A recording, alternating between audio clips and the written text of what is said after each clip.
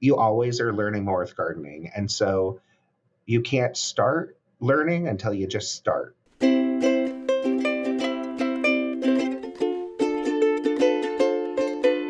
Welcome to Nerdlandia.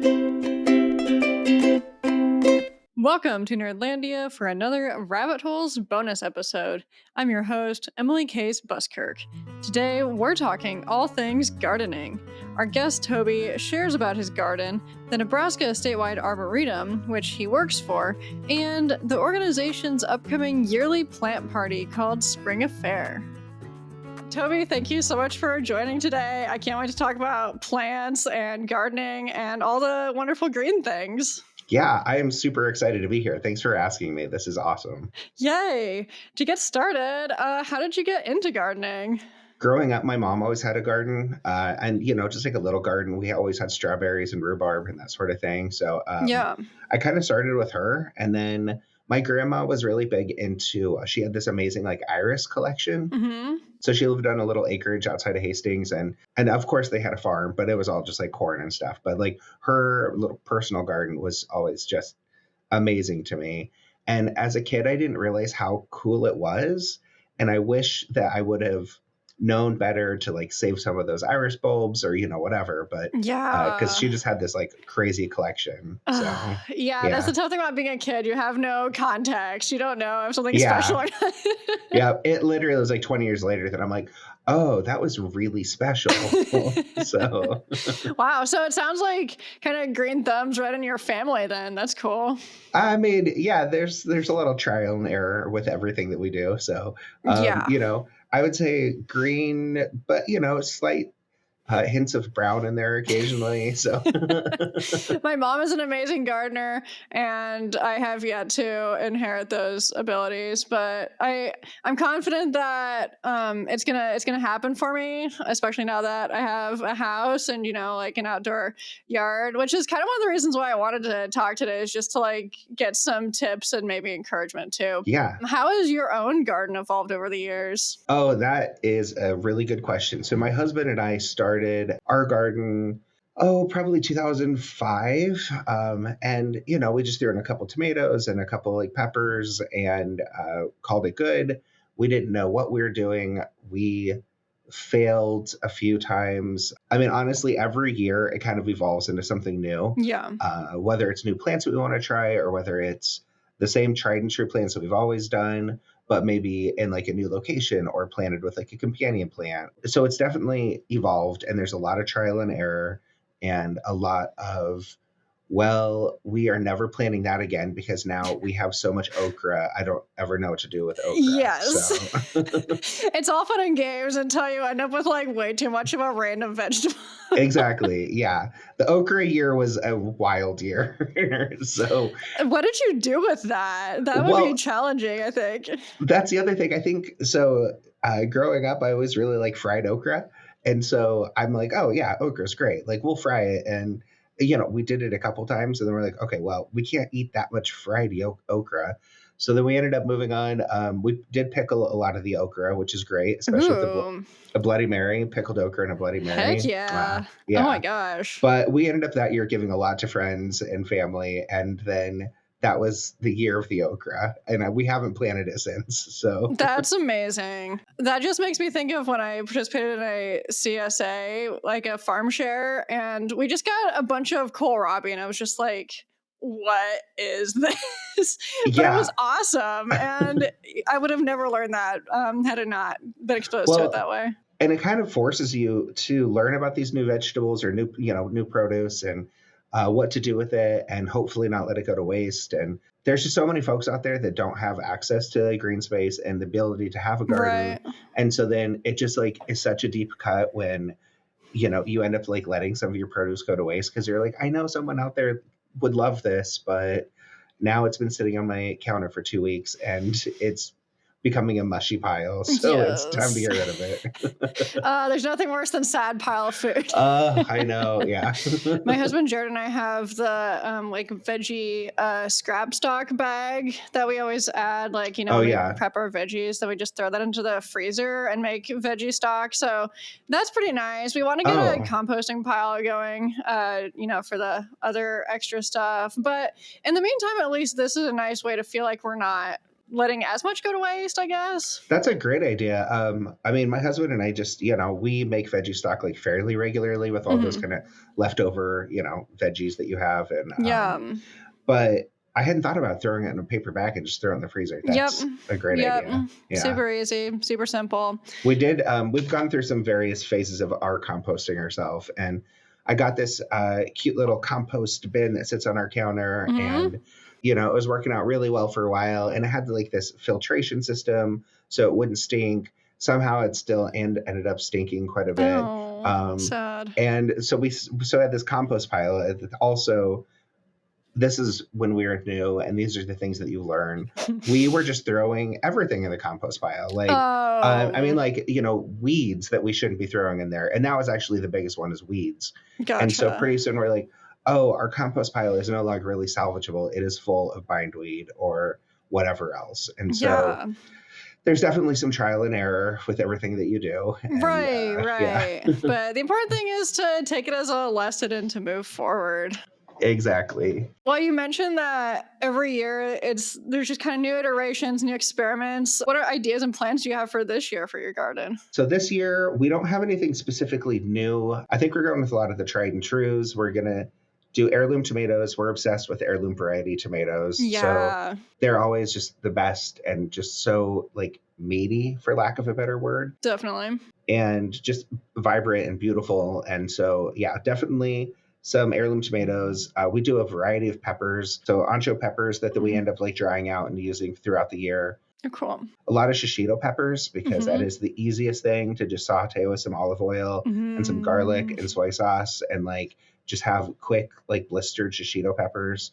Also really good Yes. on the grill. We do Anaheim peppers because those are really great to stuff with things. So if you're into cream cheese, I mean, I'm a cream cheese guy, so you can stuff them with like a cream Definitely. cheese like mixture, and throw those on the grill. So we always do some Anaheims, bell peppers. We'll do some Brussels sprouts, broccoli, some kind of cool weather Oh, veggies. cool. Yeah. Brussels sprouts, if you've never grown them, are so fun because they just, sprout on this giant stalk, and they have, Yeah. I mean, like 100 Brussels sprouts on there. And it's just a really cool plant to grow. It's really fun. That is so cool. I didn't realize that it was something that could easily grow in this area. So Yeah, that's yeah. It's awesome. definitely more cool weather. So, I mean, starting them now, or you can have a second crop kind of later in the season. But yeah, Brussels sprouts, and they last a long time. So, you don't have to like worry about them going to waste quite as quickly. That's awesome. We have this recipe. We're actually doing it this weekend. It's perfect for warm weather stuff. It's just blistered cheesy peppers. So yeah, I just Yeah, like cut them in half, like shred some cheese on top. You make like a little shallot vinaigrette thingy. that sounds right up our alley for sure. Yes, and Yeah. it'd be so good with produce. My husband makes a ton of ratatouille. And so Ooh, we also grow eggplant, yeah. which I'm not generally into like the really big eggplants. Sometimes they're just like a little too, the texture isn't my thing. But we do like Japanese eggplant. So they're longer, skinnier, and they just don't have the same kind of textural issues. That makes sense. But yeah, so we do ratatouille, and we just like, I say he does all of this. Um, just like a layer of the eggplant, and then some peppers and some onion, and he just keeps layering them over and over with like spices. And it is the easiest, simplest thing to make, because then you throw all these layered veggies, throw them in the oven, let them roast for, half an hour, 40 minutes, and you just Yeah. have the most delightful medley of veggies. And it's also really nice because you can kind of throw in whatever veggies you have. So we get a little creative with our term ratatouille, I think. I love that. Like riffing on your ratatouille. Yeah. And also, I think you should give yourself some more credit, especially if you're contributing to growing these veggies. Then I think you can definitely, like, put your name on the byline. Yeah. Yeah. Yeah. Oh, and I was also going to ask you about herbs and stuff too, because as a newbie myself, Jared and I have talked a lot about doing basil, just different stuff like that. And I feel like that would be an easy entry point for me. Basil, oregano. We grow rosemary, we grow thyme, we grow sage, and mint as well. Mint, I will say, keep away from everything else. Yes. Yeah, it's like we actually ended up planting the mint in our easement, just like it's kind of, just maybe 18 inches wide. And so the mint just goes wild there. It's spread all across there, which is a perfect place for mint because it's contained. It's not going to jump across anywhere. I mean, it's really nice just to have. Making mojitos is always a lovely idea. Yeah. And so, but honestly, basil, so we are big basil advocates. Mhm. And so we end up doing like 3 or 4 different types of basil. We'll do like a purple nice. basil and like an Italian basil and a Thai basil. Yeah. And basil just does so well in the summers here. I mean, we end up with just like basil bushes Amazing. to the point where we can't keep up with it. And my husband, again, he makes pesto. So we blow through basil and make so much pesto. Start freezing the pesto. And I mean, honestly, he makes the best pesto I've ever had. And whenever we travel anywhere, we're like, well, if there's a pesto dish, let's give it a whirl. And I'm still convinced that he makes the best pesto. So does he ever share his secrets, or is it just like tightly under wraps? he would be happy to share it. But the problem is he has no measurement system. So he's just like, oh yeah, like a handful of this and a handful of this, and drizzle some olive oil on top. And yeah, so it's definitely something that I think would be harder for him to write down than would be like just to wing it. And that's usually how he rolls. Yeah, the Italian grandma approach, just like Exactly, little this, yeah. little that, and it's just magic. Well, it's funny because he cooks with love like an Italian grandma. Sometimes that love equates to hours. And so he'll spend hours making, simmering some tomatoes for like a delicious enchilada sauce or like a pasta sauce. And I love it because he takes his time with it. But then also it's like, dude, it is 9:30 p.m. I'm going to eat my arm. Like, I love that you're taking the time and it's going to be so good.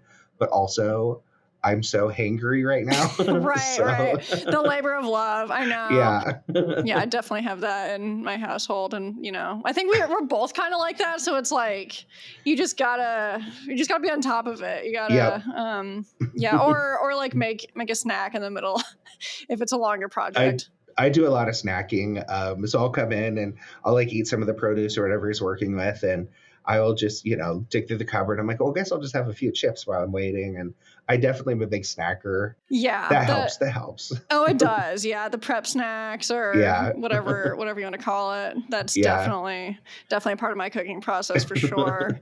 But another dream of mine as a homeowner now is to have like somewhat of a garden situation going on. What are your thoughts on that? So our veggie garden, it's kind of a glorified alley, and it is kind of open to the public. Mm-hmm. I mean, we just so ours is kind of a weird situation, but we have a few raised beds, and then we plant all of our herbs kind of in front of those raised beds. And we have a little old lady across the alley who's the sweetest. She's sometimes grumpy. Maybe the sweetest is not the right word for her. I kind of love her though. Yeah. But she's always like, well, I'll come over and help you weed. Like, I know you guys can't keep up on that weeding. And I'm like, well, we can't. So, but she's come over and like, she'll help us weed. And then we just trade her produce. So I'll just like, take whatever you want out of this. Amazing. And then we have another gal across the alley, kind of a similar situation. She doesn't really have a great yard. So we started letting her, one year we just gave her a whole bed and we're like, do whatever you want with it. She's since moved, which is kind of a bummer, but she was also really helpful with kind of maintaining our garden. So the garden, it's kind of hard because like we have definitely converted what could be, I don't know, just a regular yard or even just full of perennials into a space that I hope is a little bit more welcoming for people walking by. And I mean, I don't necessarily want it to be a free for all, but most people don't really take advantage of that. So, Right. if someone stops by and actually, grabs some tomatoes, I am more than happy. It becomes, I think, a garden becomes more of a community thing for sure. Yeah, that's really cool. I didn't necessarily even think of that aspect of it. Well, and if you're talking about like wanting to put some perennials in and that sort of thing, I mean, like that, obviously, as working for the Nebraska Statewide Arboretum, I'm a huge advocate for. Yeah. So, we're slowly replacing our yard with just different pollinator gardens, native, near native, well adapted, just a variety of plants that do well in our area, especially drought resistant, because obviously, like, we're starting to experience a lot more of intense weather issues. I'm an advocate for doing a slow conversion because I also Makes think sense. that a lot of folks maybe have this great idea and I'm like, we're going to rip up our whole yard and do this. And depending what you're planting, that could work. But, start small and see how that goes. And we always recommend, we sell like a lot of like 3-inch, 4-inch pots. So just like little starters. Mhm. Use a lot of mulch because the mulch will help with the weeding. It'll help with water, making sure that the plants stay moist. Mhm. And so my recommendation would be start small, don't get too big, but also experiment and, you'll figure out what works and what doesn't work. And, you end up moving plants a million different times because you're like, oh, well, now this is huge. I could split it and move some over here. Or, Right. oh, this clearly is not growing here because it doesn't get enough sun or too much sun. Or you can read a book about it and you can try and plan it as much as you want. But I ultimately think just jumping in and getting your hands dirty, figuratively and literally, and just learning as you go is the best way to do it. There's a right plant for the right place no matter what. And so you just have to kind of feel that out. And and that's something I'm continually learning as well. There's a lot to be said for just figuring out what works for you, and works for your own space. Yeah. And you also mentioned being a part of the Arboretum. So tell us about that. I heard you have this event coming up, Spring Affair. What do you want the listeners to know? Well, so Nebraska Statewide Arboretum is a nonprofit that, our mission is to plant Nebraska for healthy people, vibrant communities, and a more resilient environment. And we do that through tree planting, garden making, education, and community building. What that really means is we go throughout the state and we work with communities, we work with public organizations, some private organizations, and we help them plant trees, pollinators, or perennials, shrubs that are native, near native, well adapted to Nebraska.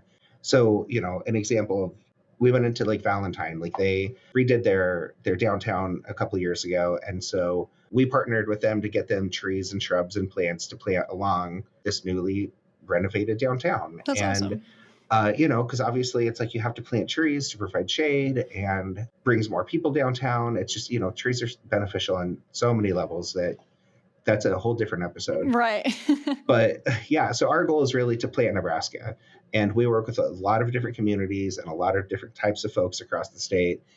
We have 100 affiliate sites across the state, which means folks that are doing good green work. So we have parks, we've got libraries, we have entire communities that are really like focused on the ecological benefits of planting native. So we help come up with technical advice, but also some funding opportunities, discounts on the plants that we grow at our greenhouse. And that's kind of Nebraska Statewide Arboretum in a nutshell. We're member-based. So not to like pitch to any of your listeners, but through membership, that kind of is what helps support all these projects that we go and do throughout the state. And we try and connect communities and people within the community as well.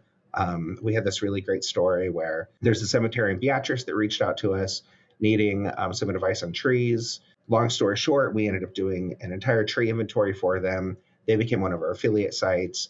We also had the high school, Beatrice High School, become an affiliate site as well, which is right across the highway. And we ended up hooking up the cemetery with a community nursery, started them with some plants and some fencing to get started on their own nursery so they can start getting trees out to the community. And now we're working on building a partnership between the cemetery and the high school so they can work together and get these trees in Beatrice and get them at the high school and get them in other public spaces. That's awesome. So those are when we say community building, that's kind of the stuff that we do. Yeah. Bring people and plants together. Yeah. Our largest fundraiser is actually, the Spring Affair. That is the plant sale that's coming up April 24th through the 27th. And we have over 800 varieties of plants, different species, trees, shrubs, We have some non-hardy like temperennials, but for the most part, we focus on native, near native, and well-adapted plants. But it's massive. It's our biggest fundraiser. It helps us continue to do the work we do throughout the year, and you have a really amazing selection of plants to buy from. Yes, help people get the garden started. It just kind of sounds like this big Planta-palooza thing. I haven't been to it, but from what I've seen, it's like this massive thing with like rows and rows of plants Yes. you can like just peruse. Yeah, I was actually just working on the layout before this podcast, and just figuring out how many tables do we need for the sun section, and how many do we need for and so we've got shade, part shade, sun, temperennials, we've got herbs, we've got grasses, we have, all sorts of stuff. Of course, all the trees that we grow here at the greenhouse on East Campus. And we partner with Bluebird Nurseries, so we get a lot of plants from them, which they're in kind of like north central Nebraska. It is a Plantapalooza for sure. And we also have local vendors that come in and sell stuff. So most of them are kind of plant or plant adjacent. This year Community Crops is actually going to be selling plants there, Awesome. which is great because they sell more of the veggies that we typically don't focus on as much. Yeah, so it's really like it's a super fun time. It's kind of a madhouse in the best way possible. There's some folks that get really excited about the plants and get a little aggressive. Sometimes it feels like a Black Friday event circa 2004, but There's like yeah. Grain Thursday. What are the days? Remind us when this is happening. So April 24th, the Thursday evening is we do a preview sale and dinner. So the dinner is actually all sold out officially, I think as of yesterday or today. Okay. And then Friday and Saturday, it's free and open to the public. So Friday, April 25th, it will be from 2 to 6 p.m. And then Saturday is from 9 to noon. And that's at the Sandhills Global Event Center. Yes. Yeah, they've got a new name now. So yeah, it's free and open to the public Friday and Saturday. And if you want to support NSA and kind of get first dibs on plant, I recommend getting there Thursday evening. You can buy your tickets online at plantnebraska.org. It kicks off the spring season for us. And already I'm making my plant list of things that I want, but also I'm like, I don't know where I'm going to put this stuff. So I've been really focusing more on native plants that feed the birds. I've been getting into like bird watching quite a bit more. Ooh, yeah. So yeah, like I put in an American plum last year and some service berries and some things that I'm slowly filling in my backyard with more trees and shrubs because the dogs are a little bit easier on them than some of the perennials. And then all of my perennials kind of go on the outside of my fence where the dogs can't just destroy them. So strategic. Yeah.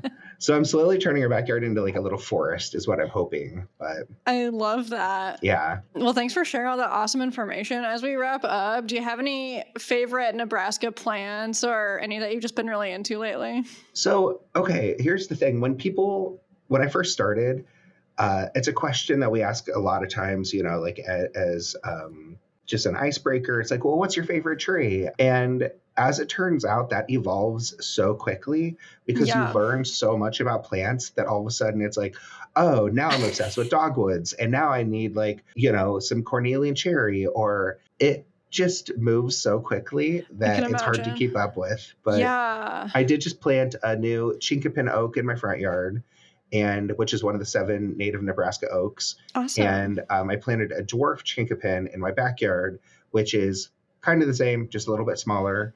And oaks, I've kind of just become obsessed with because they are one of the keystone species here in Nebraska. So they tend to feed and give habitat to more insects and, just little critters than any other plants do. That makes sense. And so, yeah, oaks in general have become kind of my favorite plant as of late. I love that. I didn't know. So thank you for sharing that knowledge. Yeah, of course. I think that we're starting to see a big movement in Nebraska and across the United States of folks starting to realize that maybe the lawn isn't the right choice. And it takes just kind of a lot of nutrients and a lot of upkeep with a lawn that isn't necessary. And I think folks are starting to realize that you can really make a difference locally in your own yard and helping, all those little critters that we need to survive. and planting locally and shopping locally. And I think it's really cool to see that. I don't think it's just like a trend. I think it's really kind of a cultural shift that we're starting to see.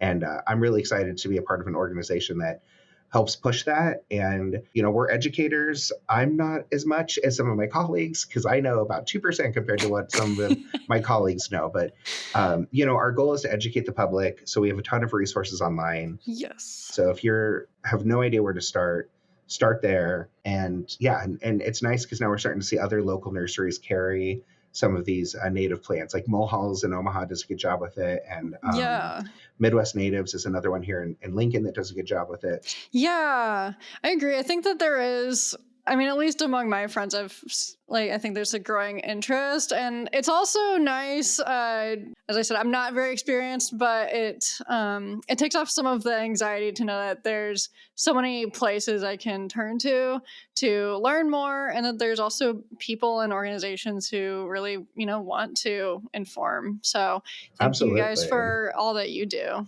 Well, and I want to, finish it off that, we are all beginners at one point. And I still feel like a beginner, even though I've been doing it for years. Yeah. And I think you always are learning more with gardening. And so you can't start learning until you just start. And you'll make mistakes and you'll figure it out and you'll move on from those. But, I encourage all the listeners to just give it a go, even if it's like one or two little, perennials you want to throw on the ground. Just get started somewhere and don't bite off more than you can chew, I guess. You can start small and build from there. Yes, a little seed. Yeah. So thanks for the pep talk, and thanks so much for joining us on the podcast today. It was great to talk with you. Yeah, of course, Emily. It was so good chatting with you, as always. So I am definitely feeling more confident now about taking those first steps toward planting a garden after that conversation. Maybe some peppers and herbs are a good place to start. Let me know what your favorite plants are to grow and some gardening successes you've had by emailing nerdlandia.podcast@gmail.com. And that's it for another Rabbit Holes conversation. We have even more fun bonus episodes heading your way soon, including another open mic. See you next time. Nerdlandia is hosted, produced, and edited by Emily Case Buskirk. Theme song and ending credit music by Keith West. Cover art by Ellen Stubbings. Additional music from Pixabay. Oh, and I guess I forgot to ask, is it arboretum? Yes. I always second guess myself when it comes to that word, so thank you. Arboretum is definitely a hard word for a lot of folks. Okay. We get a lot of calls of, is this, Nebraska statewide arboretum or arboretum, and, so okay. A lot of people trip up on it. Yeah.